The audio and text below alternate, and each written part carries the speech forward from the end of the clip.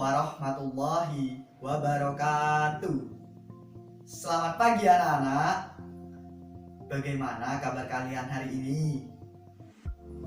Bapak harap kalian semua dalam keadaan sehat walafiat. Teruntuk teman-teman yang hari ini tidak dapat mengikuti pembelajaran, semoga minggu depan dapat mengikuti pembelajaran seperti sedia kala. Perkenalkan, nama Bapak Ilham Adi Setiawan dari Program Studi Pendidikan Bahasa dan Sastra Indonesia Fakultas Keguruan dan Ilmu Pendidikan Universitas Jember. Sebelum kita memulai pembelajaran pada pagi hari ini, alangkah lebih baiknya kita berdoa menurut agama dan keyakinan masing-masing. Berdoa dimulai. Dapat diakhiri.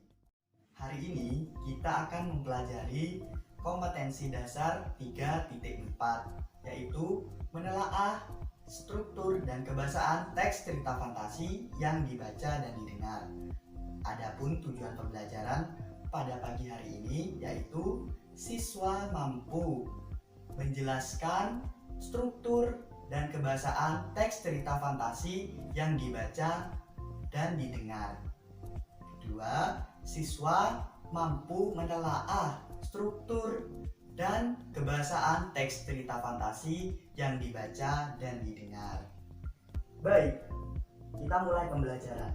Jika 2 minggu yang lalu kalian mempelajari tentang mengidentifikasi unsur-unsur teks cerita fantasi yang dibaca dan didengar, lalu kalian diberi tugas dilanjutkan dengan kompetensi dasar yang selanjutnya, yaitu kalian menceritakan kembali teks cerita fantasi yang dibaca dan didengar, lalu kalian praktik menceritakan kembali teks cerita fantasi yang kalian baca dan dengar. Minggu ini kita akan mempelajari tentang struktur dan kebahasaan teks cerita fantasi. Ada yang sudah membaca tentang struktur dan kebahasaan teks cerita fantasi? Baik, masih bingung ya? Mari kita belajar tentang struktur dan kebahasaan teks cerita fantasi. Yang pertama, tentang struktur. Coba dibuka buku paketnya. Ada berapa struktur teks cerita fantasi? Benar, ada 3. Yang pertama, orientasi. Yang kedua, komplikasi. Yang ketiga, resolusi. Benar. Jadi, struktur teks cerita fantasi ada 3, yaitu yang pertama orientasi, komplikasi, dan resolusi. Sudah tahu pengertian dari struktur teks cerita fantasi? Baik, kita lanjutkan. Yang pertama, orientasi. Orientasi adalah struktur teks cerita fantasi yang menggambarkan latar suasana, latar waktu, dan latar tempat. Di dalam orientasi juga terdapat pengenalan tokoh-tokoh yang ada dalam cerita tersebut. Di dalam orientasi ada sedikit konflik yang sudah timbul. Ada juga yang menuliskan dalam orientasinya hanya menjelaskan tentang latar waktu, latar tempat, dan latar suasana. Tidak semua teks cerita fantasi langsung menampakkan konflik pada struktur orientasi. Selanjutnya, struktur komplikasi. Pada struktur komplikasi, permasalahan-permasalahan mulai tampak, mulai ada penceritaan sebab dan akibat terjadinya suatu peristiwa yang ada dalam teks cerita fantasi. Jadi di dalam struktur komplikasi, masalah-masalahnya mulai timbul, bahkan sudah memuncak. Yang terakhir, resolusi. Pada struktur resolusi, konflik yang terjadi pada komplikasi sudah menemukan jawaban atau permasalahannya sudah selesai, seperti itu. Jadi jika di komplikasi permasalahannya memuncak, di resolusi adalah penyelesaian dari konflik-konflik yang terjadi pada komplikasi. Sampai sini paham anak-anak? Baik, jadi orientasi itu merupakan pengenalan, struktur pengenalan bagaimana jalannya peristiwa yang terjadi dalam cerita fantasi. Komplikasi adalah rangkaian peristiwa atau konflik-konflik yang ada di dalam ceritanya. Resolusi adalah penyelesaian dari konflik yang terjadi dalam cerita fantasi tersebut. Selanjutnya, kita akan mempelajari bagaimana cara mengidentifikasi struktur teks cerita fantasi. Silahkan dibuka buku paket halaman 54, teks cerita fantasi berjudul Ruang Dimensi Alfa. Baik, struktur teks cerita fantasi itu terdiri dari 3, yaitu orientasi, komplikasi, dan resolusi. Menurut kalian, bagian mana atau paragraf mana yang termasuk bagian orientasi? Ya, benar. Pada paragraf 1 dan 2 termasuk bagian orientasi. Mengapa demikian? Karena pada paragraf 1 dan 2 menggambarkan bagaimana latar waktunya, latar tempat terjadinya peristiwa, dan latar suasana.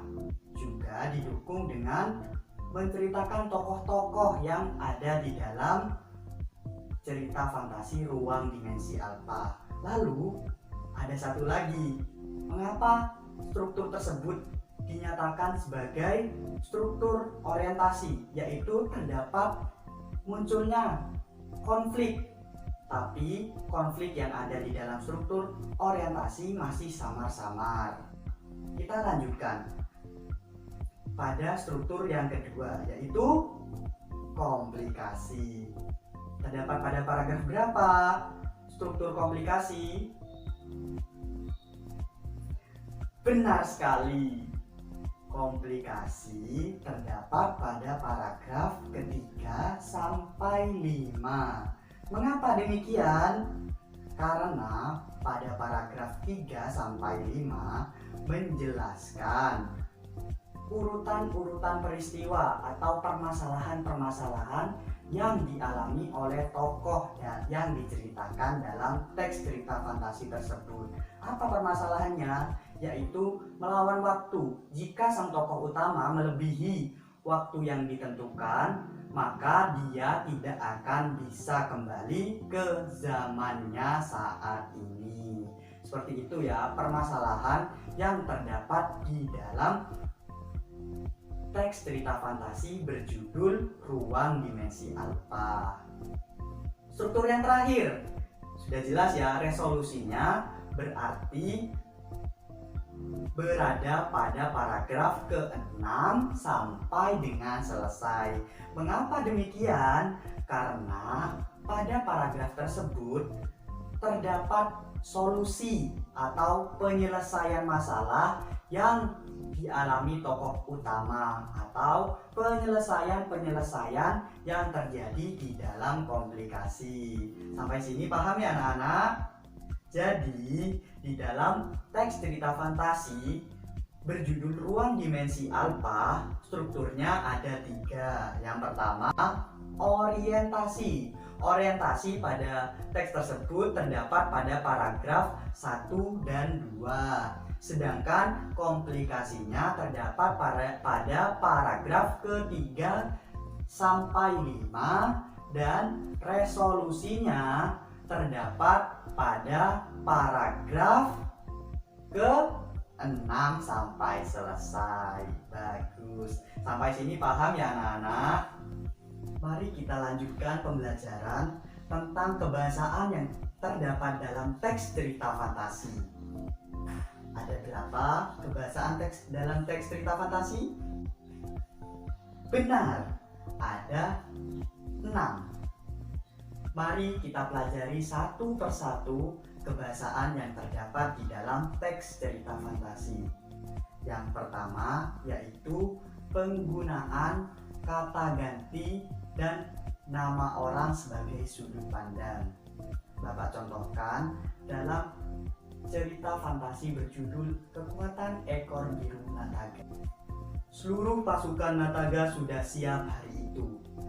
Nataga membagi tugas kepada seluruh pasukan panglima dan mereka sudah disiapkan di titik-titik yang sudah ditentukan. Nah, dari situ kita bisa melihat bahwa sudut pandang yang digunakan dalam cerita fantasi Kekuatan Ekor Biru Nataga yaitu sudut pandang orang ketiga.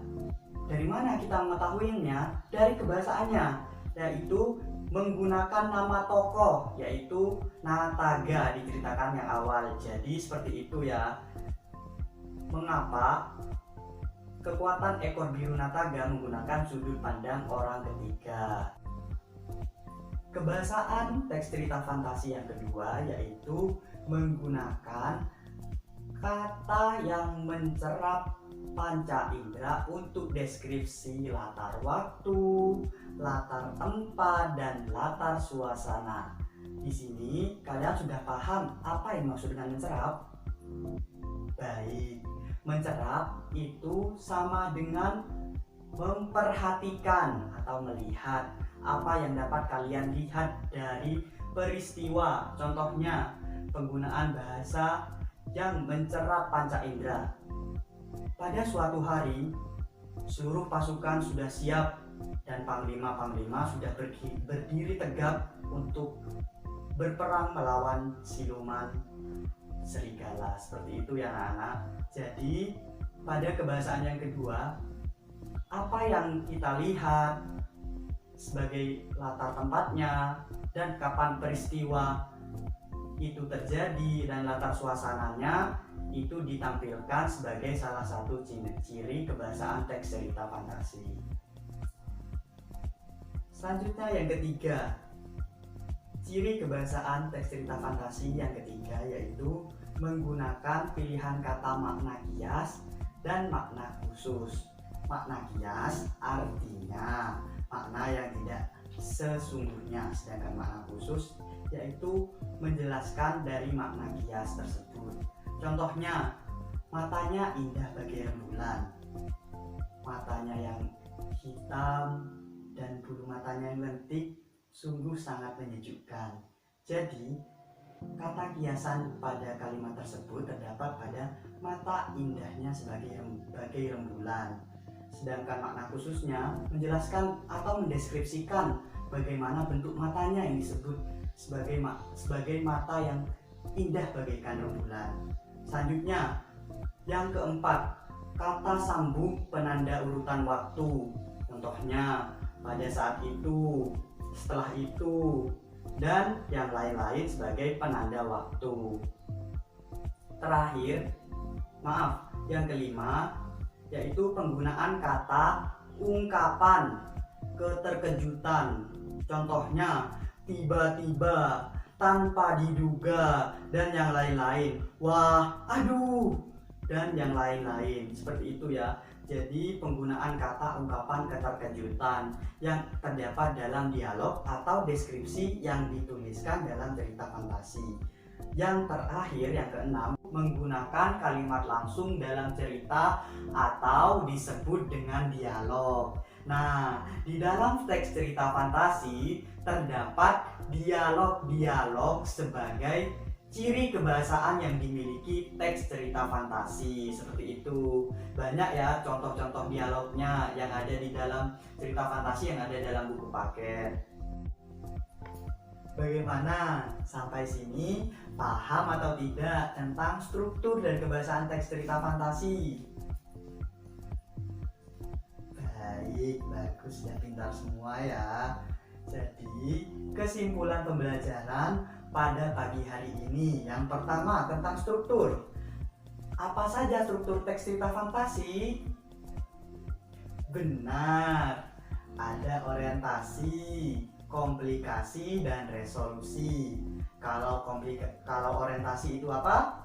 Orientasi adalah pengenalan latar tempat, latar waktu, dan latar suasana. komplikasi adalah urutan peristiwa-peristiwa atau konflik-konflik yang terjadi dalam teks cerita fantasi, dan resolusi adalah penyelesaian dari konflik-konflik yang terjadi di dalam komplikasi. Selanjutnya, yang terakhir tentang kebahasaan teks cerita fantasi. Ada berapa? Benar, pintar. Ada 6. Yang pertama, penggunaan kata ganti dan nama orang sebagai sudut pandang. Yang kedua, penggunaan kata yang mencerap panca indera untuk mendeskripsikan latar waktu, latar tempat, dan latar suasana. Yang ketiga, menggunakan pilihan kata kias dan makna khusus. Yang keempat, kata sambung sebagai penanda waktu. Yang kelima, penggunaan kata atau ungkapan keterkejutan. Yang terakhir yaitu menggunakan kalimat langsung dalam cerita atau disebut dialog. Terima kasih anak-anak sudah mengikuti pembelajaran dalam video pembelajaran ini. Terakhir, apabila kalian masih bingung tentang materi ini, kalian bisa menanyakannya di grup WhatsApp seperti itu. Terima kasih. Sebelum kita mengakhiri pembelajaran pada pagi hari ini, alangkah lebih baiknya kita berdoa menurut agama dan keyakinan masing-masing. Berdoa dimulai.